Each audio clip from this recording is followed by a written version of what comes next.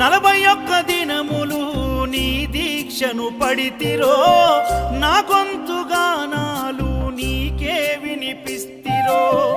అన్ని వదిలి నేను నీ పూజకు చేస్తిరో, నన్ను నేను మరచి నీ సేవలో ఉంటిరో. భక్తితో నీ భజన చేస్తూ బయలుదేరితి, శక్తినిచ్చి నన్ను నడిపించు శబరికి. నేను అలసిపోతిని నిన్ను చూడలేనని, నీ భక్తుడైనా నే బాటసారిని. క్షణముండలేను తండ్రి నేను తల్లడిల్లిపోతి, ఈ పాదయాత్రలో నీ దరి కాననైతిని.